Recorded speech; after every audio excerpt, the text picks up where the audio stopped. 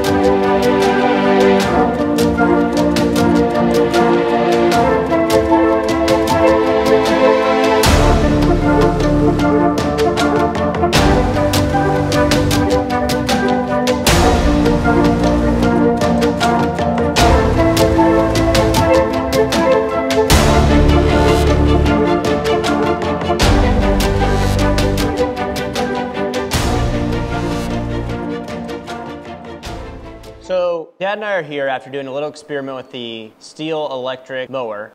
We wanted to bring it out, like we said earlier in the intro, to our conjoined property to see how it would hold up. We know that there are a lot of expectations for this machine to be able to handle commercial grade applications, and we wanted to see how well it would do that. How do you think it handled on your property? Well, yeah, I think it handled and performed very well. I've got a lot of hillside to work on. It stayed up on the hills well. I pushed it to its limit a little bit. I did get it a little squirrely one time going over a hill, but as I generally tell everyone on a zero turn, if you've got very steep hills, it's always better to climb them than go over them when you can. I just wanted to see what this did. In that, I also think that anything that I had going on there, I can fix with a little different set of tires on it and probably make it perform that better. I was happy with the quality of cut that I got out of it. Yeah, me too. Thought it did a nice job. We pressed this mower just a little bit.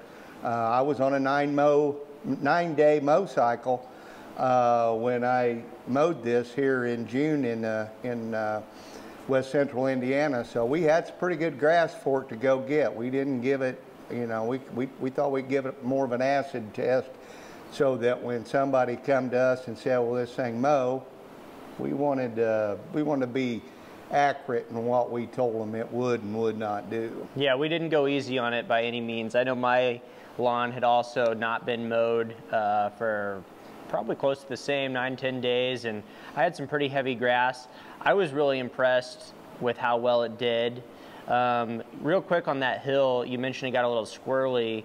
How would that compare to some of the other commercial grade machines you typically would mow with? Right. Most of the time, when another manufacturer comes to us and wants us to take on their line, that's the hill. That's kind of a proven ground hill right there. If I can mow over the top of that without and still be going the right direction when I get to the bottom, and trust me, I've been on some that I was not. So that this thing, it handles very well. The weight of the mower helps it get a good bite. Sure. It's a big, heavy mower, so it does get a good bite and climb up and down.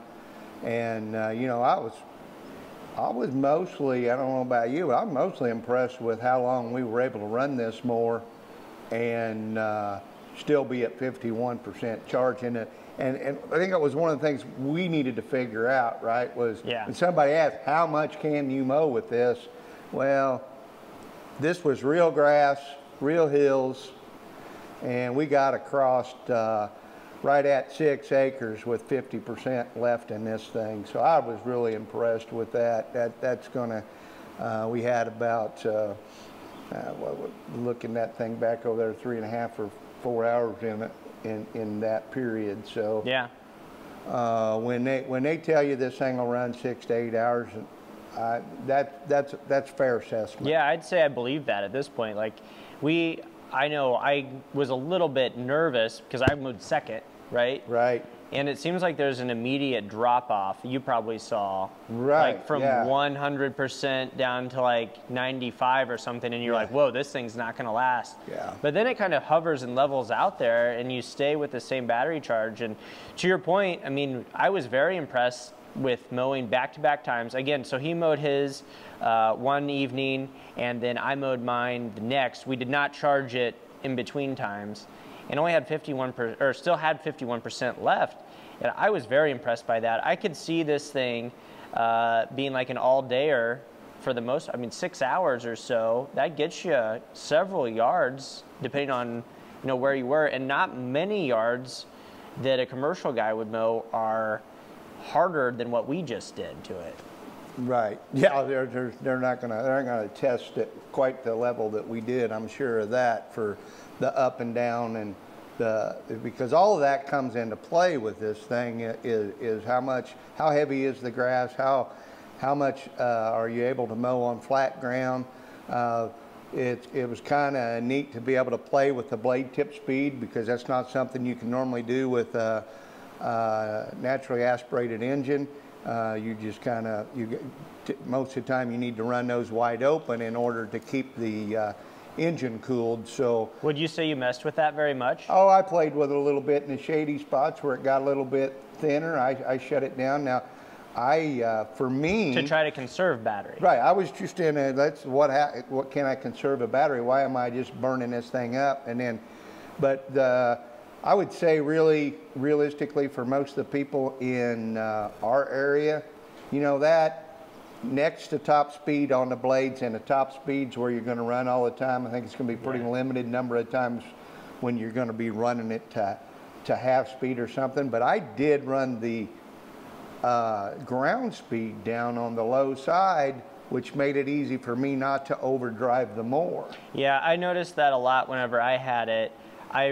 In like all the flat areas, I really enjoyed being able to cruise that up to top speed, and that was faster than probably any other zero turn I've driven. Whenever you're getting after it, right? Right. But around my house, that was too fast. To your point, I was overdriving. I was almost up on my poured patio, and I had to dial that thing back. And that touchscreen does make that really, really convenient. You can just zip that. I love that feature, and I liked having that control.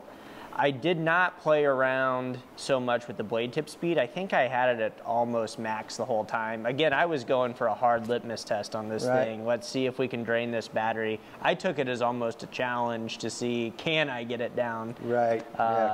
We couldn't have anything left. Right, and to its credit, I mean, it withstood that. It was begging for more, really. Yeah. I wasn't disappointed in any of that, really, at all. I thought that was this thing performed very well. Are there big gas 40 horse gases and big diesels that are going to go out and outmow it? Yes, absolutely. Yeah. But you know, one of the things that we're all trying to figure out is, you know, at some point this thing's gonna probably go more and more electric all the time. The lawnmower business follows the automotive business, so we'll get there. So we gotta go out there and run some of these things, figure it out. Well, the some of the other takeaways was, you know, how quiet it was. All you were listening to was those blades turning. Right. And so it you just didn't have that engine experience, I guess, that you're used to. But it would take some getting used to, for sure, if you were going to do it all the time. It was slightly off-putting, like just because it's so different, right? Yeah, you could hear the every time the mower deck rattled just a little bit. It's like, well, is this thing clankier than a normal lawnmower? Or can I just hear it? Right. When you did that. The other thing was the fact that for everybody that's used to driving, you know, a hydrostatic driven machine, most of them, you know, hooked up with the dampeners and that type of thing.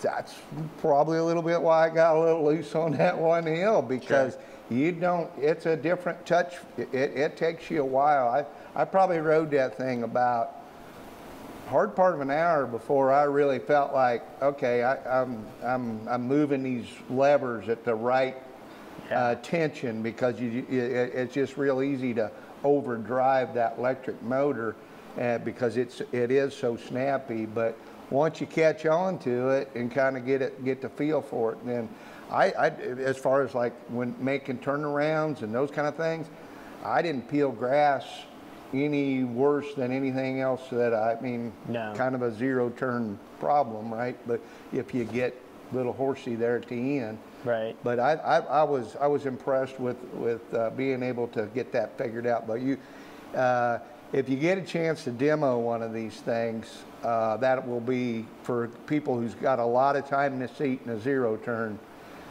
Don't take off and get it mowed right out of the gate. Yeah, there's a learning curve to it for sure. And you'll kind of figure that out once you get on it, because it can be so snappy. And I know a lot of people are like me.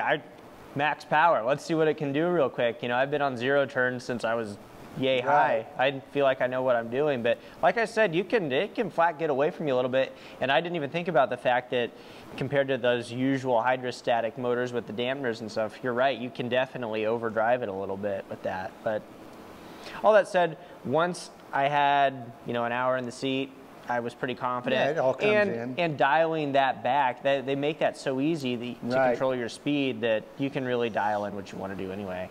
Let's talk for a second about this $26,000 price tag that's with this lawnmower. Well, that's certainly pricey, isn't it? Yeah, it is. But I was thinking about it while I was driving. You know, we typically would mow with a ZD out here, right? So how much diesel fuel are we throwing into that, you know, in the course of a year? How many years does it start to add up? They're claiming that this thing's going to last a really long time, like about what you would expect out of a regular lawnmower, right? For the lifetime. Yeah, I think we're expecting to see this thing run in a 3,000 to 4,000 hour range. So you take all the diesel fuel and the gasoline on a gasoline machine out of it, you know, it's going to be good. You know, look, we got no belts to break. Right, no belts. All of a sudden, your maintenance stuff's a lot cheaper. Is it expensive? Yes. I think it's definitely going to be something for the people who are more conscious about going electric first. You know, those first technology movers. I'm not sure that everyone needs to have one of these right now at this price point. I would agree with that totally. This is not an everyman's lawnmower. Right. This is about somebody who is thinking about But didn't you kind of feel, I know I did whenever I was mowing with it, like I did feel like this was the future of mowers though. Because it felt as close to anything I've driven battery powered to a gas machine. And really, I don't feel like there was any drop in performance like I expected there to be. Yeah, I wasn't looking for near the quality of cut that we got. I thought that in that heavy grass, that you would be able to really overdrive this machine. And you know, we were able to mow on my yard. I mowed within, I didn't time it exactly, but I'm gonna say I mowed within 5 minutes of what I do with my normal diesel engine that I mow with. So I didn't give up a lot there. The nice thing about it is, versus a vehicle, we're not looking for a charging station. Right.